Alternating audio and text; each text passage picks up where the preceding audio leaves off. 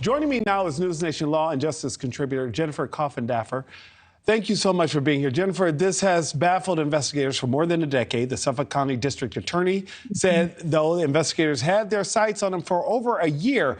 How come this case has taken so long? Well, it's taken so long because it was very important to them to have a rock-solid case put together. They wanted to make sure they left no stone unturned and that this could be found beyond a reasonable doubt that this individual would be convicted. And they put that evidence together so well. I mean, they have the truck information, they have the cell ping information, they have the DNA from the wife, they have his DNA. This is going to be a very strong case, I believe, as it goes forward. Jennifer, I understand you're talking about how they had to have these details and it was meticulous in that process, but wasn't this dangerous to have him on the loose if investigators knew he was a serial killer? Right. Clearly, he was kept under surveillance and they monitored him. And it also became very clear to me that at the point that he obtained another burner phone, which he was indeed caught with, that they knew that there was possibly another action that would have been taken by him. And that's why they chose at this point to take him into custody. Jennifer, I want to play a little bit of sound and get your reaction on the other side.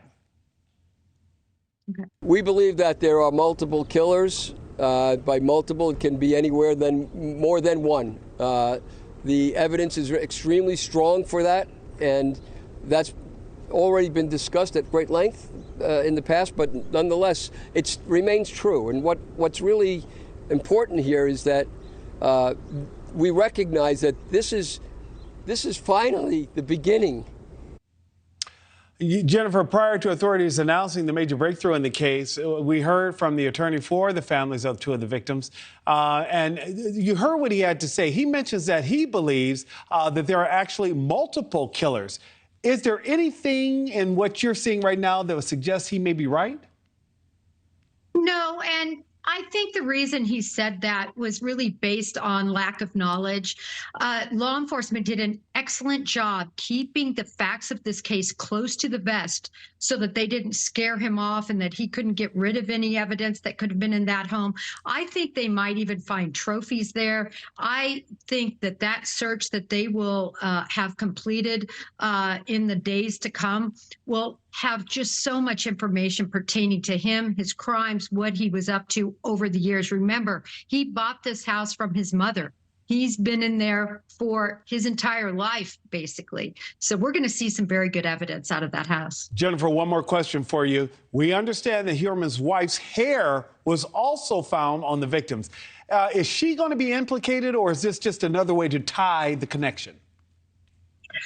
No, she is not implicated at all. In fact, she wasn't even there. But there's a theory called Lockhart's theory. And basically, it says whenever you go someplace, you leave something of yourself behind and you take something with you. That could be a hair, that could be a fiber, that could be your DNA, your fingerprints. And this is what's come to pass. He was around his wife, got hair on him. And then as he was binding these individuals, remember, hair was found on tape and a hair was found on a belt. That hair was transferred to those mechanisms. Jennifer, I would love to just sit back with a glass of wine and just really pick your brain all night. Jennifer Coffindaffer, thank you so much for your time. Oh, thank you. Pleasure to be here.